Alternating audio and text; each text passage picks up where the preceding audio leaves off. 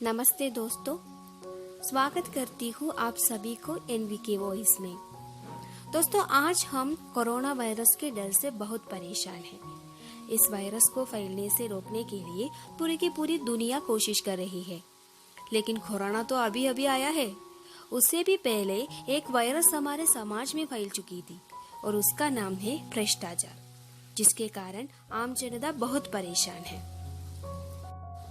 ऐसे ही एक राज्य में भ्रष्टाचार का वायरस फैल जाने से राजा और प्रजा बहुत परेशान हो जाते हैं।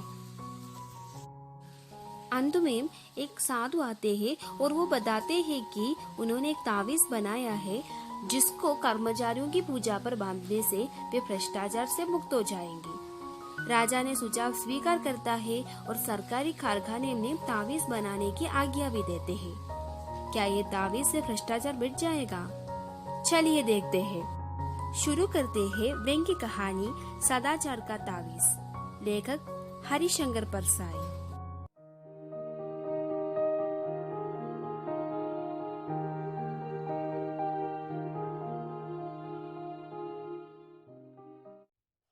एक राज्य में हल्ला मचा कि भ्रष्टाचार बहुत फैल गया है। राजा ने एक दिन दरबारियों से कहा, प्रजा बहुत हल्ला मचा रही है कि सब जगह भ्रष्टाचार फैला हुआ है। हमें तो आज तक नहीं दिखा। तुम लोगों को कहीं दिखा तो बताओ। दरबारियों ने कहा, जब हुजूर को नहीं दिखा तो हमें कैसे दिख सकता है? राजा ने कहा, नहीं, ऐसा नहीं है। कभी कभी जो मुझे नहीं दिखता वो तुम्हें दिखता होगा। जैसे मुझे बुरे सपने कभी नहीं दिखते, पर तुम्हें तो दिखते होंगे। दरबारियों ने कहा, जी दिखते हैं, पर वो सपनों की बात है। राजा ने कहा, फिर भी तुम लोग सारे राज्य में ढूंढ कर देखो कि कहीं भ्रष्टाचार तो नहीं है। अगर कहीं मिल जाए तो हमारे देखने के लिए नमूना लेते आना, हम भी तो देखें कि कैसा होता है। एक दरबारी ने कहा, हुजूर, वो हमें नहीं दिखेगा। सुना है वो बहुत बारीक होता है। हमारी आंखें आपकी विराटता देखने की इतनी आदी हो गई है कि हमें बारीक चीज नहीं दिखती। हमें भ्रष्टाचार दिखा भी तो उसमें हमें आपकी ही छवि दिखेगी, क्योंकि हमारी आंखों में तो आप ही सूरत बसी है। पर अपने राज्य में एक जाति रहती है जिसे विशेषज्ञ कहते हैं। इस जाति के पास कुछ ऐसा अंजन होता है कि उसे आंखों में आंच कर वे बारीक से बारीक चीज भी देख लेते हैं। मेरा निवेदन है कि इन विशेषज्ञों को ही हुजूर भ्रष्टाचार ढूंढने का काम सौंपे। राजा ने विशेषज्ञ जाति के 5 आदमी बुलाए और कहा, सुना है हमारे राज्य में भ्रष्टाचार है, पर वो कहाँ है ये पता नहीं चलता। तुम लोग उसका पता लगाओ। अगर मिल जाए तो पकड़कर हमारे पास ले आना। अगर बहुत हो तो नमूने के लिए थोड़ा सा ले आना। विशेषज्ञों ने उसी दिन से छानबीन शुरू कर दी। 2 महीने बाद वे फिर से दरबार में हाजिर हुए। राजा ने पूछा, विशेषज्ञों, तुम्हारी जांच पूरी हो गई? जी सरकार। क्या तुम्हें भ्रष्टाचार मिला? जी बहुत सा मिला। राजा ने हाथ बढ़ाया, लाओ मुझे बताओ, देखो कैसा होता है। विशेषज्ञों ने कहा, हुजूर, वो हाथ की पकड़ में नहीं आता। वो स्थूल नहीं, सूक्ष्म है, अगोचर है, पर वो सर्वत्र व्याप्त है। उसे देखा नहीं जा सकता, अनुभव किया जा सकता है। राजा सोच में पड़ गए। बोले, विशेषज्ञों, तुम कहते हो कि वो सूक्ष्म है, अगोचर है और सर्वव्यापी है। ये गुण तो ईश्वर के हैं, तो क्या भ्रष्टाचार ईश्वर है? विशेषज्ञों ने कहा, हाँ महाराज, अब भ्रष्टाचार ईश्वर हो गया है। एक दरबारी ने पूछा, पर वो खे कहा, कैसे अनुभव होता है? विशेषज्ञों ने जवाब दिया, वो सर्वत्र है, वो इस भवन में है, वो महाराजा के सिंहासन में है। सिंहासन में है? कहकर राजा साहब उछलकर दूर खड़े हो गए। विशेषज्ञों ने कहा, हाँ सरकार, सिंहासन में है। पिछले माह इस सिंहासन पर रंग करने के लिए जिस बिल का भुगतान किया है वो बिल छूटा है। वो वास्तव में दुगने दाम का है। आधा पैसा बीच वाले खा गए। आपके पूरी शासन में भ्रष्टाचार है और वो मुख्य रूप से घूस में है। विशेषज्ञों की बात सुनकर राजा चिंतित हुए और दरबारियों के कान खड़े हुए। राजा ने कहा, ये तो बड़ी चिंता की बात है। हम भ्रष्टाचार बिल्कुल मिटाना चाहते हैं। विशेषज्ञों, तुम बता सकते हो कि वो कैसे मिट सकता है? विशेषज्ञों ने कहा, हाँ महाराज, हमने उसकी भी योजना तैयार की है। भ्रष्टाचार मिटाने के लिए महाराज को व्यवस्था में बहुत परिवर्तन करने होंगे। एक तो भ्रष्टाचार के मौके मिटाने होंगे, जैसे टेका है तो ठेकेदार है, और ठेकेदार है तो अधिकारियों को घूस है। टेका मिट जाए तो उसकी घूस मिट जाए। इसी तरह और बहुत सी चीज है। किन कारणों से आदमी घूस लेता है ये भी विचारणीय है। राजा ने कहा, अच्छा, तुम अपनी पूरी योजना रख जाओ, हम और हमारा दरबार उस पर विचार करेंगे। विशेषज्ञ चले गए। राजा ने और दरबारियों ने भ्रष्टाचार मिटाने की योजना को पढ़ा, उस पर विचार किया। विचार करते दिन बीतने लगे और राजा का स्वास्थ्य बिगड़ने लगा। एक दिन एक दरबारी ने कहा, महाराज, चिंता के कारण आपका स्वास्थ्य बिगड़ता जा रहा है। उन विशेषज्ञों ने आपको झंझट में डाल दिया। राजा ने कहा, हाँ, मुझे रात में नींद नहीं आती।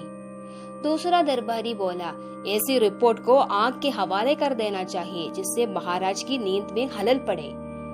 राजा ने कहा, पर करे क्या? तुम लोगों ने भी भ्रष्टाचार मिटाने की योजना का अध्ययन किया है। तुम्हारा क्या मत है? क्या उसे काम में लाना चाहिए? दरबारियों ने कहा, महाराज, वो योजना क्या है? ये एक मुसीबत है। उसके अनुसार कितने उलटफेर करने पड़ेगी, कितनी परेशानी होगी। सारी व्यवस्था उलट पलट हो जाएगी। जो चला आ रहा है उसे बदलने से नई नई कहानियां पैदा हो सकती है। हमें तो एक ऐसी तरकीब चाहिए जिससे बिना कुछ उलटफेर किए भ्रष्टाचार मिट जाए। राजा साहब बोले, मैं भी यही चाहता हूँ, पर हो कैसे? हमारे प्रपितामह को तो जादू आता था, हमें वो भी नहीं आता। तुम लोग ही कोई उपाय खोजो। एक दिन दरबारियों ने राजा के सामने एक साधु को पेश किया और कहा, महाराज, एक खंडरी में तपस्या करते हुए इस महान साधक को हम ले आए हैं। इन्होंने सदाचार का तावीज बनाया है। वो मंत्रों से सिद्ध है और उसके बांधने से आदमी एकदम सदाचारी हो जाता है। साधु ने अपने चोले में से एक तावीज निकालकर राजा को दिया। राजा ने उसे देखा, बोले, हे साधु, इस तावीज के विषय में मुझे विस्तार से बताओ। इससे आदमी सदाचारी कैसे हो जाता है? साधु ने समझाया, महाराज, भ्रष्टाचार और सदाचार मनुष्य की आत्मा में होता है, बाहर से नहीं होता। विधाता जब मनुष्य को बनाता है तब किसी की आत्मा में ईमान की कल फिट कर देता है और किसी की आत्मा में बेईमानी की। इस कलमे से ईमान या बेईमानी के स्वर निकलते हैं, जिन्हें आत्मा की पुकार कहते हैं। आत्मा की पुकार के अनुसार ही आदमी काम करता है। प्रश्न है कि जिनकी आत्मा से बेईमानी के स्वर निकलते हैं, उन्हें दबाकर ईमान के स्वर कैसे निकाले जाए? मैं कई वर्षों से इसी के चिंतन में लगा हूँ। अभी मैंने ये सदाचार का तावीज बनाया है। जिस आदमी की भुजा पर ये बंधा होगा वो सदाचारी हो जाएगा। मैंने कुत्ते पर भी प्रयोग किया है। ये तावीज गले में बांध लेने से कुत्ता भी रोटी नहीं चुराता। बात है कि इस तावीज में से भी सदाचार के स्वर निकलते हैं। जब किसी की आत्मा बेईमानी के स्वर निकालने लगते हैं, तब इस तावीज की शक्ति आत्मा का गला खोल देती है और आदमी को तावीज से ईमान के स्वर सुनाई पड़ते हैं। वो इन स्वरों को आत्मा की पुकार समझकर सदाचार की ओर प्रेरित होता है। यही इस तावीज का गुण है महाराज। दरबार में हलचल मच गई। दरबारी उड़ उड़कर तावीज को देखने लगे। राजा ने खुश होकर कहा, मुझे नहीं मालूम था कि मेरे राज्य में ऐसे चमत्कारी साधु भी है। महात्मन, हम आपके बहुत आभारी हैं। आपने हमारा संकट हर लिया। हम सर्वव्यापी भ्रष्टाचार से बहुत परेशान थे, मगर हमें लाखों नहीं करोड़ों तावीज चाहिए। हम राज्य की ओर से तावीजों का कारखाना खोल देते हैं। आप उसके जनरल मैनेजर बन जाए और अपनी देखरेख में बढ़िया तावीज बनवाए। एक मंत्री ने कहा, महाराज, राज्य क्यों झंझट में पड़े? मेरा तो निवेदन है कि साधु बाबा को टेका दे दिया जाए। वे अपनी मंडली से तावीज बनवाकर राजा को सप्लाई कर देंगे। राजा को यह सुझाव पसंद आया। साधु को तावीज बनाने का टेका दे दिया गया। उसी समय उन्हें 5 करोड़ रुपए कारखाना खोलने के लिए पेशगी मिल गए। राज्यों के अखबारों में खबरें छपी, सदाचार के तावीज की खोज, तावीज बनाने का कारखाना खुला। लाखों तावीज बन गए। सरकार के हर सरकारी कर्मचारी की भुजा पर एक एक तावीज बांध दिया गया। भ्रष्टाचार की समस्या का ऐसा सरल हल निकलाने से राजा और दरबारी सब खुश थे। एक दिन राजा की उत्सुकता जागी। सोचा, देखे तो कि ये तावीज कैसे काम करता है। वो वेश बदलकर एक कार्यालय में गया। उस दिन 2 तारीख थी। एक दिन पहले तनख्वाह मिली थी।